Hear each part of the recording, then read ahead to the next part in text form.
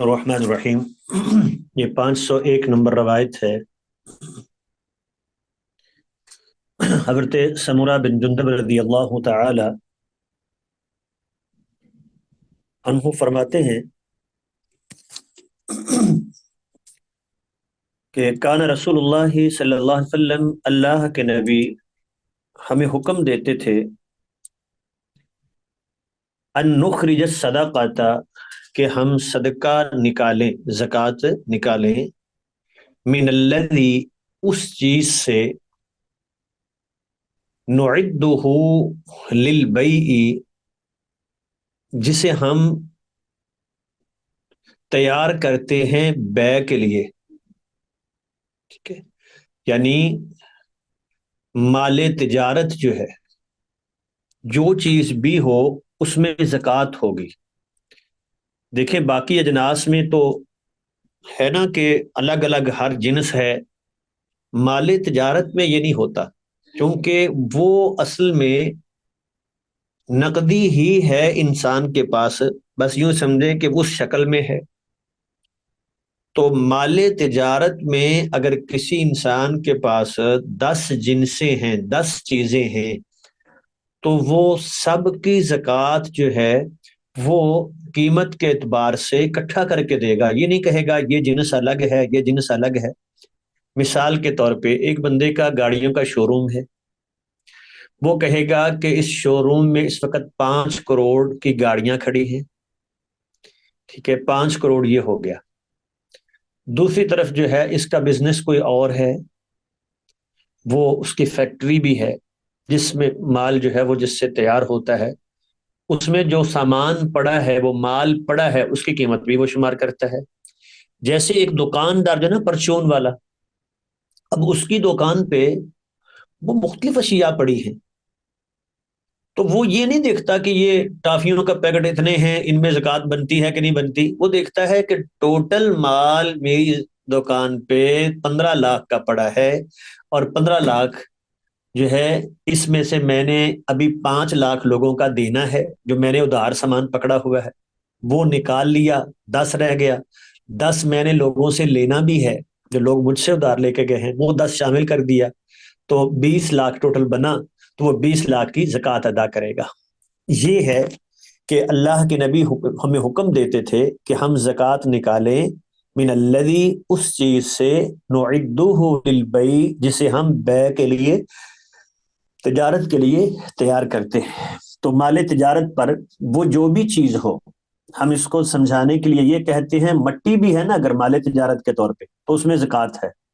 مثال کے طور پہ یوں سمجھیں کہ یہ جو لوگ یہاں شہر ہے تو لوگ یہ ٹرالیاں یہ مٹی لے کے آتے ہیں، اب یہ بندہ کیا کرے گا، سال کے آخر میں دیکھے گا کہ میرے پاس 10 لاکھ روپیہ جمع ہو گئے ہیں، 10 میرے پاس اخراجات کے بعد بچا، اور اب اس وقت 50 ٹرالیاں میری مٹی جو ہے وہ لوڈ کھڑی ہیں، تو ان کی قیمت بھی لگائے گا کہ وہ اتنے کی ہیں، وہ پیسے بھی شامل کر کے اتنی میری زکوٰۃ۔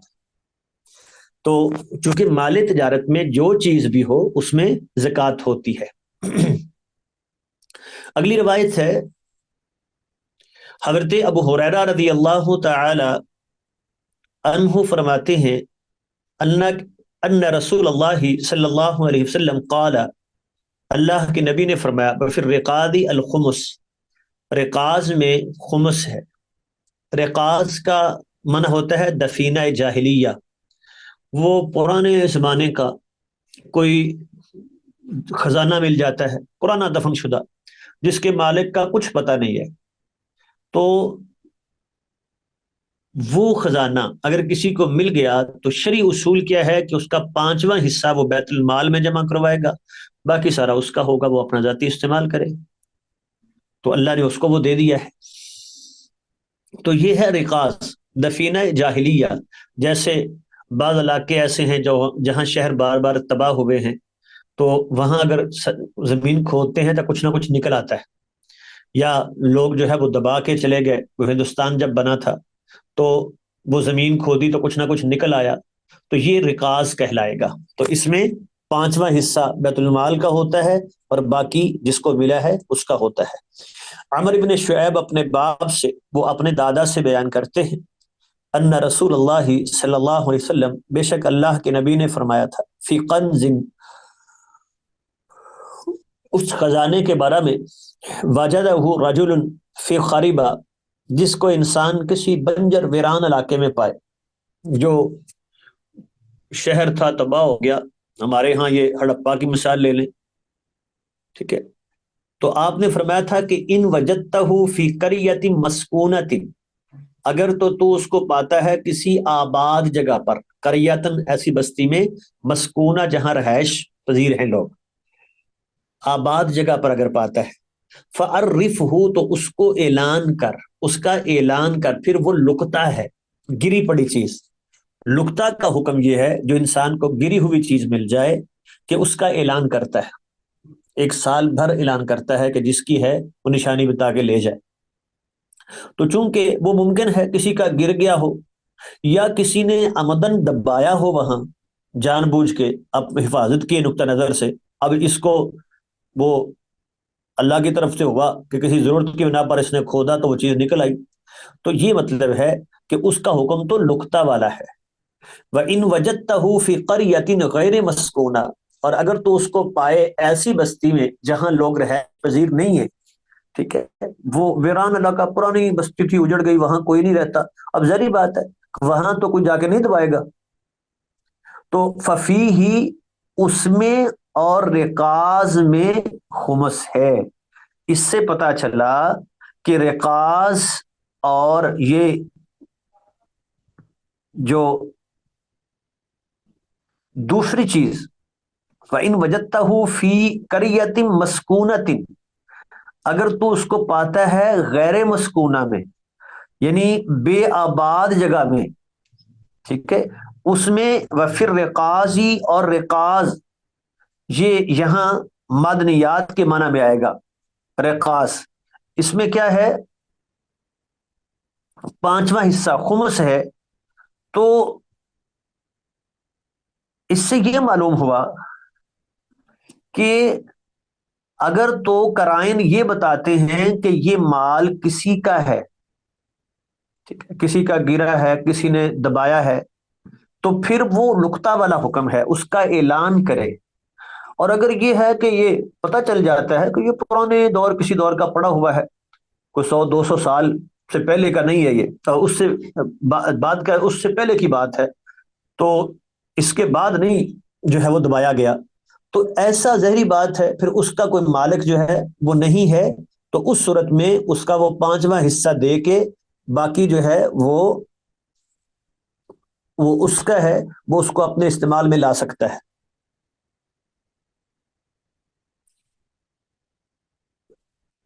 اگلی روایت ہے، بلال بن حارث رضی اللہ تعالی عنہ فرماتے ہیں کہ رسول اللہ صلی اللہ علیہ وسلم نے آخذ من المعادن القبلیہ، یہ جو قبلیہ جگہ کا نام ہے، تو قبل وہاں کی جو کانیں تھیں ان سے زکوٰۃ وصول کی،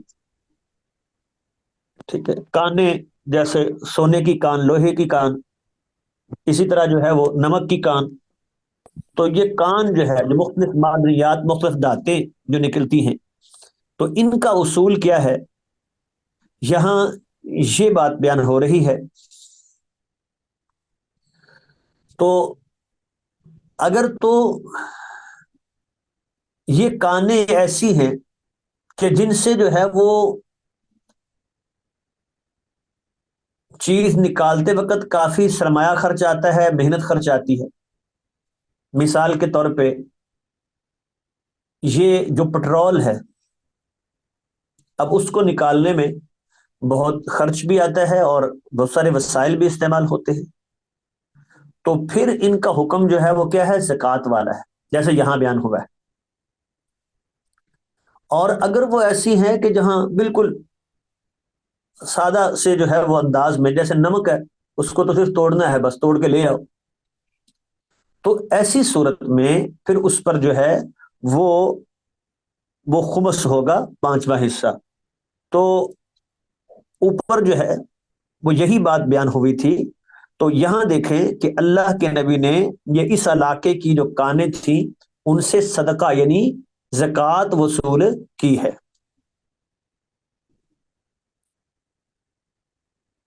تو اگلی روایت ہے صدقۃ الفطر، باب شروع ہو رہا ہے۔ حضرت عبداللہ بن عمر رضی اللہ تعالی عنہما فرماتے ہیں فرض رسول اللہ صلی اللہ علیہ وسلم، اللہ کے نبی نے زکوٰۃ الفطر فرض کی، صاعًا من تمر، ایک سا کھجوروں سے ہو، او صاعًا من شعیر، یا ایک شا جو کا، علی العبد والحر، غلام پر اور آزاد پر۔ یعنی یہ صدقۃ الفطر جو ہے وہ ہر مسلمان پر فرض ہے، کوئی غلام ہے تو اس کی طرف سے بھی ادا کرنا ہے، ٹھیک ہے۔ والذکری والانثی، مذکر و مؤنث پر، مرد و عورت، والصغیر والکبیر، چھوٹے بڑے پہ، ہر ایک کی طرف سے، جو ایک دن پہلے بچہ پیدا ہوا ہے اس کی طرف سے بھی یہ صدقۃ الفطر ادا کیا جائے گا۔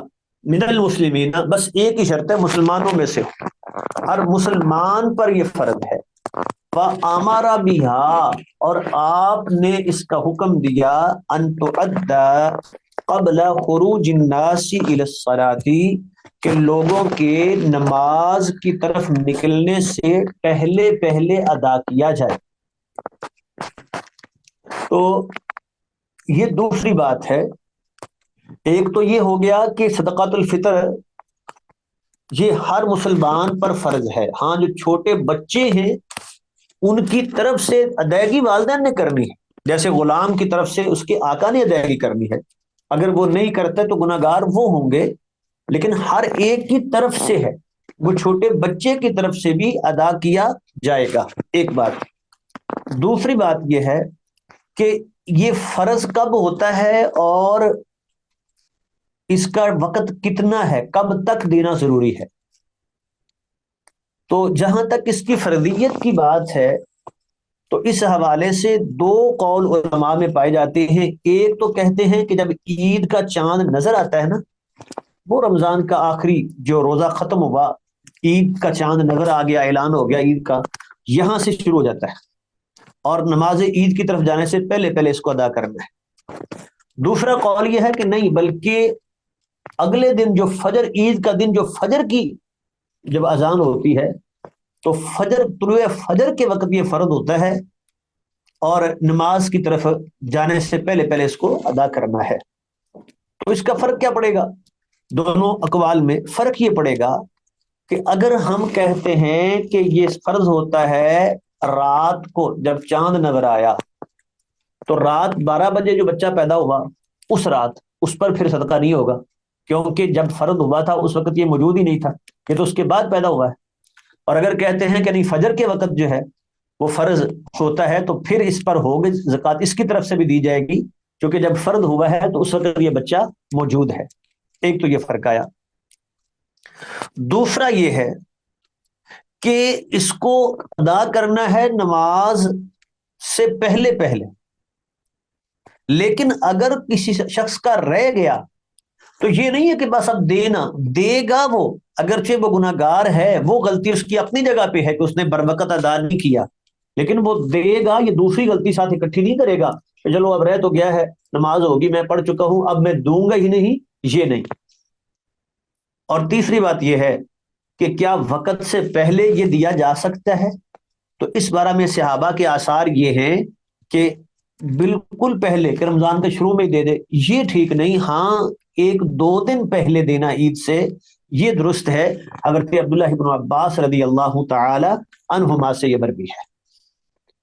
اور ابن عدی نے دارقطنی، ابن عدی اور دارقطنی نے ضعیف سند سے بیان کیا ہے کہ اغنوہم عن الطواف فی ھذا الیوم، کہ ان فقراء کو، ان مسکینوں کو اس دن جو ہے لوگوں کے چکر لگانے سے مستغنی کر دو۔ کہ اس کا مقصد کیا ہے کہ چلیں، ایک تو ان کی وہ ضرورت پوری ہو جائے جو مساکین ہیں، فقراء ہیں، دوسرا وہ بیچارے مانگتے ہیں تو اس دن تو ان کو نہ مانگنا پڑے، لیکن ہمارے ہاں الٹا ہوتا ہے، عید کے دن زیادہ مانگنے آتے ہیں، جی عید کا دن ہے، حالانکہ مقصد یہ تھا کہ چلیں ان کے پاس اتنے وسائل ہوں کہ وہ عید کا دن اچھا گزار سکیں، تو ان کو مانگنے کی ضرورت پیش نہ آئے. یہ ہے اغنوہم عن الطوافی فی ھذا الیوم. یہ اگلی روایت ہے، حضرت ابو سعید الخدری رضی اللہ تعالی عنہ فرماتے ہیں، کنہ نؤتیہا فی زمن النبی، ہم رسول اللہ کے زمانے میں یہ دیا کرتے تھے، ساعن ایک سا دیتے تھے ہم، من طعام طعام سے، وہ جو ہم کھاتے نا، ایک سا طعام وہ ہوتا ہے جو عام کھانے پینے میں استعمال ہوتا ہے. مثال کے طور پہ بنگلہ دیشی لوگ ہیں تو ان کے ہاں چاول بہت زیادہ ہے، ٹھیک ہے، ہمارے ہاں اس سے زیادہ جو ہے وہ گندم کا آٹا ہے. تو یہ گندم ہے، یہ چاول ہے، جتنی چیزیں بطور غذا بطور طعام استعمال ہوتی ہیں. تو او سا من تمرین، یا ایک سا کھجوروں سے، من شعیر جو سے، او سا من زبیب یا منکے سے، زبیب منکا یہ جو خشک جو ہے نا انگور. یہ بخاری مسلم کی روایت ہے. اور ایک روایت میں ہے کہ او سا من عقیت، یا پنیر کا ایک سا، یہ بھی لوگ عام استعمال کرتے تھے.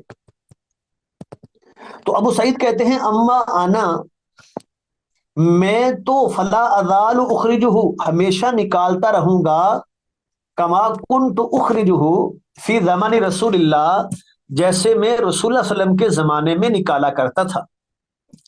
اور ابو دعود میں ہے کہ لا اخرج ابدا الا ساء، میں تو ہمیشہ ایک سا ہی نکالوں گا، اس سے کم یا زیادہ میں نہیں نکالوں گا. یہ بات کیوں کی ہے انہوں نے کہ میں اس سے زیادہ نہیں نکالوں گا، کم نہیں نکالوں گا؟ کیا مقصد ہے؟ اصل میں ہوا یہ تھا کہ حضرت امیر معاویہ رضی اللہ تعالی عنہ کے دور میں ہوا یہ کہ انہوں نے اجتہاد کیا، یہ سمجھا کہ یہ جو گندم ہے نا، اس کا ایک سا کافی ہے، آدھا سا کافی ہے، ٹھیک ہے. تو اسی لیے بعض لوگوں نے اس پر عمل شروع کیا کہ وہ آدھا سا دینے لگے. تو اسی بات کی جو ہے تردید کرتے ہوئے حضرت ابو سعید الخدری رضی اللہ تعالی عنہ وہ فرماتے ہیں کہ بھئی یہ ٹھیک ہے، وہ ایسا کر رہے ہیں، لیکن میں تو اس کو نہیں مانتا. اما انا فلا ازال اخرجہ، میں تو وہی نکالتا رہوں گا جو میں اللہ کے نبی کے دور میں نکالا کرتا تھا. جی بات سمجھا گئی ہے جی. تو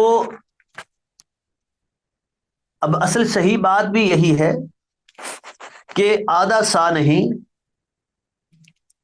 بلکہ ہر صورت میں وہ پورا سا، چونکہ یا تو کہیں نا وہ قیمت کا حساب لگانا ہے، تو پھر قیمت تو ان چیزوں کی بھی برابر نہیں ہے، جو اور گندم یا یہ کھجوریں اور انگور، ان کی قیمت کون سی برابر ہے؟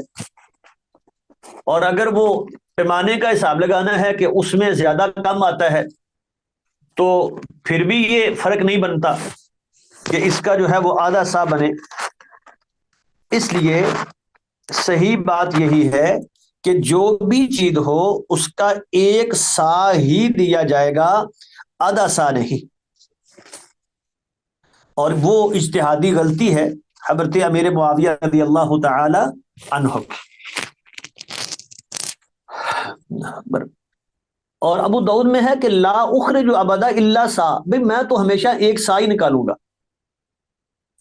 اگلی روایت ہے، حضرت عبداللہ بن عباس رضی اللہ تعالی عنہما فرماتے ہیں، اللہ کے نبی نے زکوٰۃ الفطر، اس کو زکوٰۃ کا لفظ بھی بولتے ہیں، اس پر زکوٰۃ الفطر فرض کی، طہرۃ للصائم، روزے دار کی طہارت کے لیے، تاکہ وہ پاک ہو جائے. کس سے؟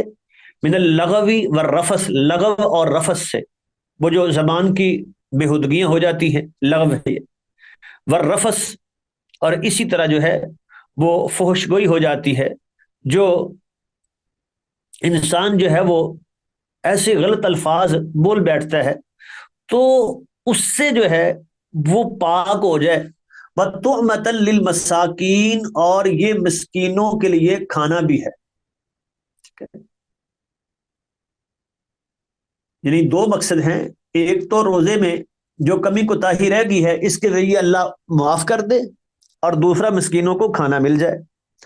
فمن اداہا، جو یہ نکالے زکوٰۃ الفطر قبل الصلاۃ، نماز سے پہلے، تو یہ مقبول زکوٰۃ ہے، یہ تو ٹھیک ہے، اللہ کے ہاں مقبول ہے. ومن اداہا بعد صدقات صلاتی، اور جو نماز کے بعد دے گا تو یہ صدقوں میں سے ایک صدقہ ہے. ٹھیک ہے، پھر وہ گناہ گار ہوگا جو اس نے فرض میں کوتاہی کی ہے، وہ گناہ اس کے ذمے موجود رہے گا. تو اب یہاں کیا معلوم ہوا کہ یہ زکوٰۃ جو ہے طعمۃ للمساکین، مسکینوں کے لیے کھانا ہے. جو دوسری زکوٰۃ ہے نا اس کے مصارف 8 بیان ہوئے ہیں، انما الصدقات للفقراء والمساکین والعاملین علیہا، وہ سارے، لیکن اس کے مصارف صرف 2 ہیں، فقیر مسکین بس. یہ باقی لوگوں کو جو ہے وہ زکوٰۃ تو دیتے ہیں لیکن یہ صدقۃ الفطر نہیں دیتے، وہ صرف ان کے لیے ہے. اگلی روایت ہے صدقۃ التطوع میں نفلی صدقے کا بیان ہے. حضرت ابو ہریرہ رضی اللہ تعالی عنہ فرماتے ہیں، نبی کریم علیہ السلام سے بیان کرتے ہوئے آپ نے فرمایا سبعۃ، 7 بندے ایسے ہیں، یذلہم اللہ، اللہ ان کو سایہ دے گا، فی ظلہ، اپنا سایہ، اپنے عرش کا سایہ، یوم، اس دن، لا ظل الا ظلہ، جس دن اس کے علاوہ کوئی اور سایہ نہیں ہوگا.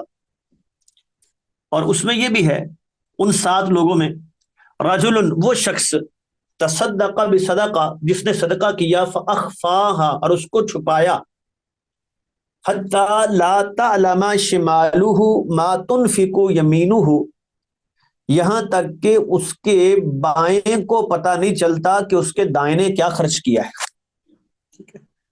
یعنی وہ کہتے ہیں نا دائیں ہاتھ سے دے تو بائیں کو پتہ نہ چلے، یہ مطلب ہے کہ اس کے بائیں کو پتہ نہیں چلا کہ اس کے دائیں نے کیا خرچ کیا ہے، بالکل چھپا کے جو ہے وہ یہ خرچ کرتا ہے.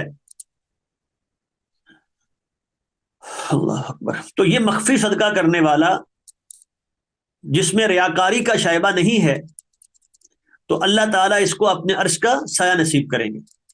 عقبہ ابن عامر رضی اللہ تعالی عنہ فرماتے ہیں، سمعت رسول اللہ صلی اللہ علیہ وسلم، میں نے اللہ کے نبی سے سنا، یقول، آپ فرما رہے تھے، کل امرئ، ہر شخص، فی ظل صدقاتی ہی، وہ اپنے صدقے کے سائے تلے ہوگا. ٹھیک ہے، یعنی یہ صدقہ اس کے لیے سایہ بنے گا قیامت کے دن. کب؟ حتی یفصل بین الناس، حتیٰ کہ لوگوں کے درمیان فیصلہ کر دیا جائے. ٹھیک ہے، تو تب تک کیا ہوگا، یہ انسان کو سایہ مہیا کرے گا. تو یہ صدقے کی فضیلت ہے. حضرت ابو سعید الخدری رضی اللہ تعالی عنہ فرماتے ہیں، نبی کریم علیہ السلام سے بیان کرتے ہوئے فرمایا، ایما مسلم، جون سا مسلمان، کسا مسلمن ثوبا، جس نے کسی مسلمان کو کپڑے پہنا دیے، علی عرج، اس کے جو ہے وہ برہنہ ہونے پہ، جب اس کے پاس کپڑے نہیں تھے، وہ ننگا تھا، اس نے لباس مہیا کر دیا، قصاہ اللہ من خضر الجنہ، اللہ اس کو جنت کے سبز لباس پہنائے گا. وَأَيُّمَا مُسْلِمٍ، اور جون سا مسلمان، اطعم مسلمہ، جس نے کسی مسلمان کو کھانا کھلایا، علی جوع، بھوک پر، وہ بھوکا تھا، اس نے کھانا کھلا دیا، اطعمہ اللہ من ثمار الجنہ، اللہ اس کو جنت کے پھل کھلائے گا.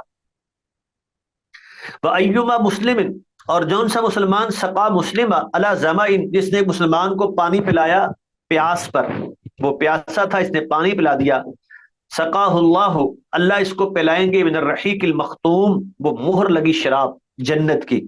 تو یہ گویا کہ انعام ہے، جو شخص اللہ کی راہ میں وہ خرچ کرتا ہے، یہ صدقہ کرتا ہے، وہ لباس صدقہ کرتا ہے، تو اللہ اس کو لباس جنت میں پہنائیں گے. یہ کھانا کھلاتا ہے تو اللہ جنت کا اس کو جو ہے وہ کھانا کھلائیں گے. تو یہ بہت بڑی نیکی ہے. اسی لیے اللہ کے نبی نے جب وہ کسی نے سوال کیا تھا نا جنت جانے کا آسان رستہ کون سا ہے، تو آپ نے فرمایا تھا افش السلام و اطعم الطعام، سلام کو پھیلاؤ، اطعم الطعام کھانا کھلاؤ، ٹھیک ہے، اور وصل الارحام رشتہ داری کو ملاؤ، وصلوا باللیل والناس نیام، اور جب رات لوگ سوئے ہوئے ہوں تو نماز پڑھو، تدخل الجنت بسلام، سلامتی کے ساتھ جنت میں داخل ہو جاؤ گے. تو یہ جنت میں داخل ہونے کا یہ آسان ذریعہ ہے. اگلی روایت ہے حضرت حکیم بن حزام رضی اللہ تعالی، حکیم ابن حزام رضی اللہ تعالی عنہ فرماتے ہیں نبی کریم علیہ السلام سے بیان کرتے ہوئے آپ نے فرمایا الید العلیا خیر من الید السفلی، اوپر والا ہاتھ نیچے والے ہاتھ سے بہتر ہے. اوپر والے ہاتھ سے مراد ہے دینے والا ہاتھ، اور نیچے والے سے مراد ہے لینے والا ہاتھ. یہ نہیں کہ اگر انسان اوپر ہاتھ کر کے لیتا ہے تو پھر وہ بہتر ہو جائے گا، نہیں، یہاں اوپر نیچے سے مراد ہے لینے اور دینے والا ہاتھ. تو جو دینے والا ہاتھ ہے وہ بہتر ہے لینے والے سے. انسان دینے والا بنے، لینے والا نہیں. اللہ سے یہ دعا کرے کہ اللہ اس کو دینے والا بنا. اور ویسے بھی انسان جو سوال سے بچنا چاہتا ہے نا، ہاتھ نہیں پھیلانا چاہتا، تو اللہ پھر اس کو بچاتے ہیں.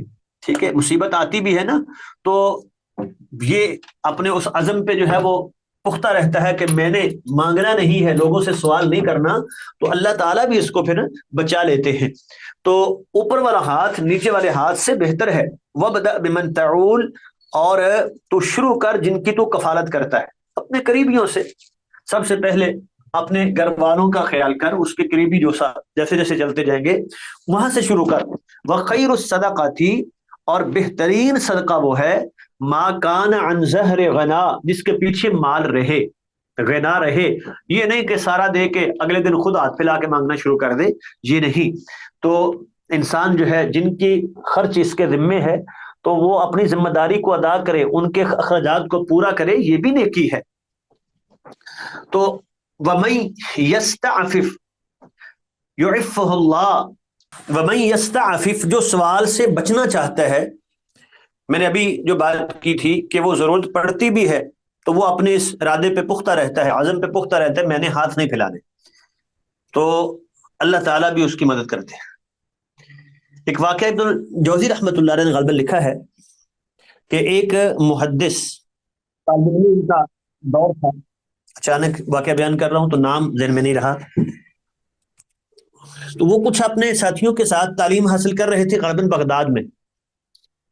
تو بغداد یا دمشق کی بات ہے. تو اخراجات ختم ہو گئے. جب بالکل کچھ نہیں رہا تو کچھ دن بھوکے رہے.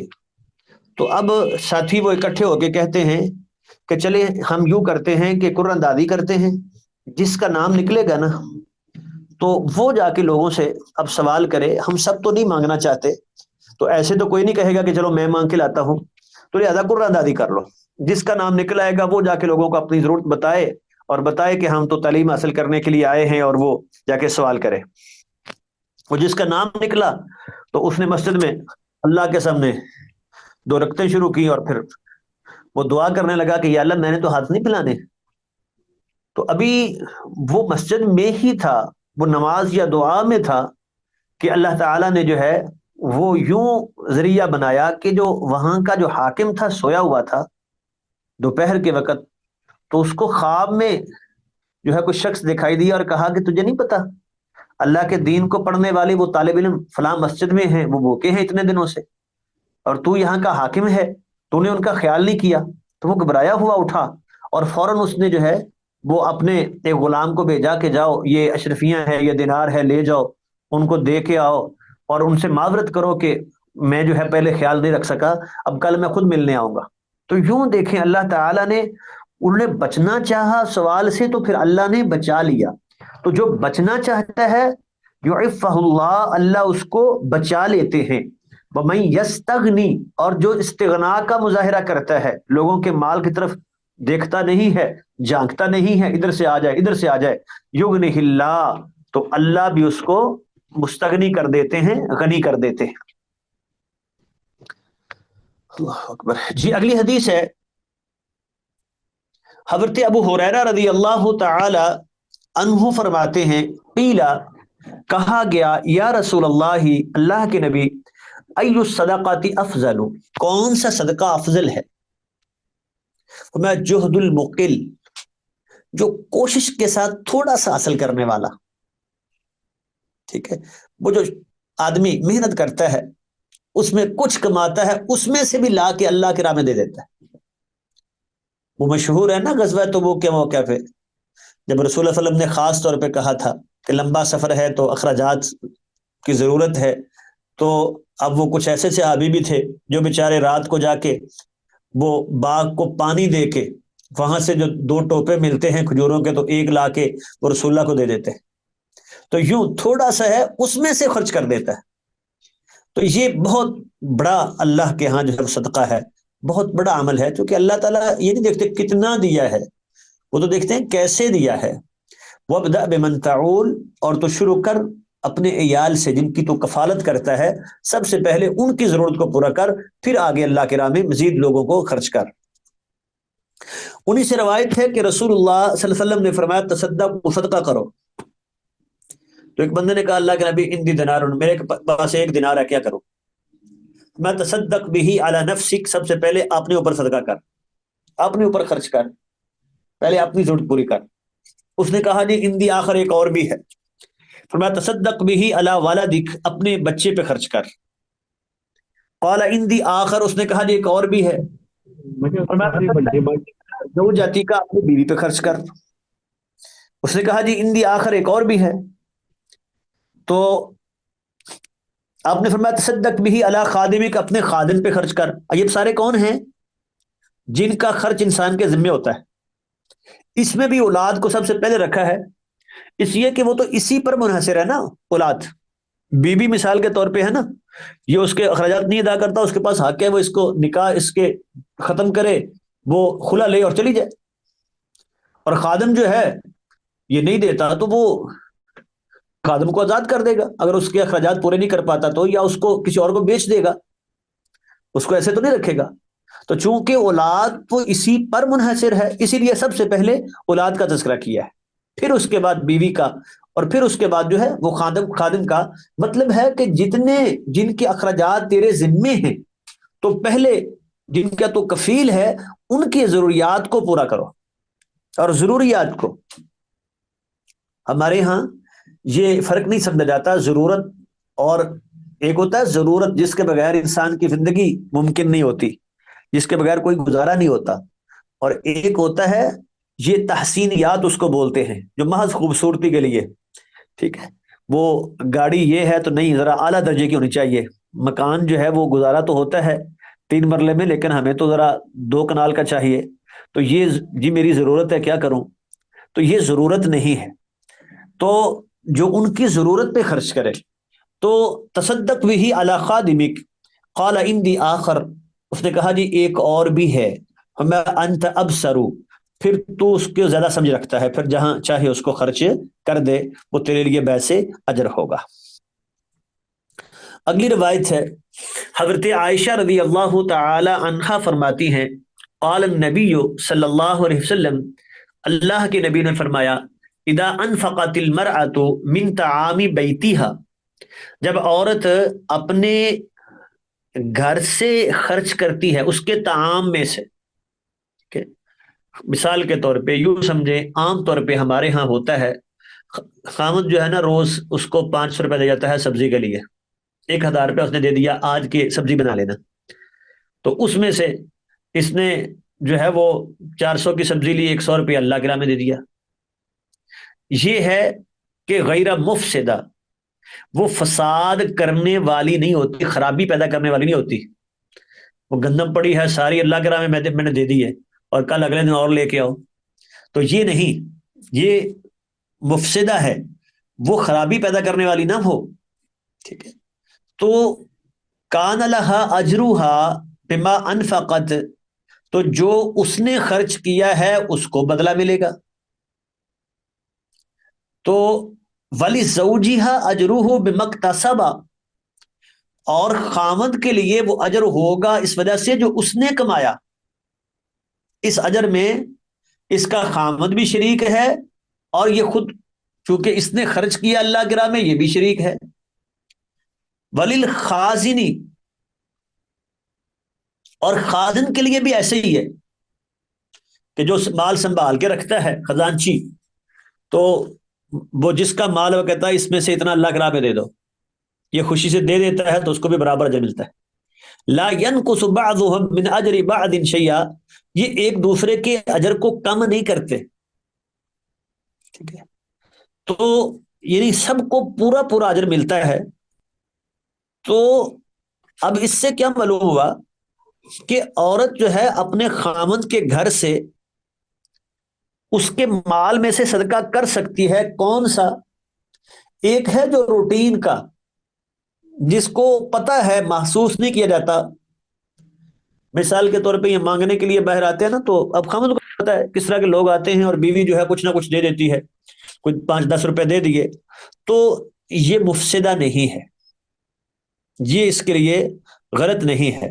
ہاں اگر خامد روک دے تو دے نہیں سکتی، اور اگر اس نے اجازت صریحاً نہیں لی، ٹھیک ہے، تو اس کے لیے آدھا اجر ہے، اور اگر اس نے صراحتاً اجازت لی ہے، خامد کو بتایا کہ اس طرح جی آتے ہیں میں کچھ دے دوں، یا کبھی وہ سبزی کے لیے مجھے پیسے دیتے ہیں، کچھ نہ کچھ 10-20 روپے بچ جاتے ہیں، میں دے دیتی ہوں اللہ کے راہ میں، تو آپ جو ہے وہ اس راضی ہیں، مجھے اس کی اجازت دیتے ہیں، یہ ہے صریحاً اجازت لی ہے۔ اور ایک ہے کہ اجازت نہیں لی لیکن مفسدہ بھی نہیں ہے، تو آدھا اجر ہے۔ اگر مفسدہ ہو تو پھر اجازت ہی نہیں ہے کہ یہ خامد کے مال میں سے ایسے بغیر پوچھے جو ہے وہ خرچ کر لے۔ جی، یہاں تک ہم لینے دیتے ہیں۔ السلام علیکم ورحمۃ اللہ وبرکاتہ۔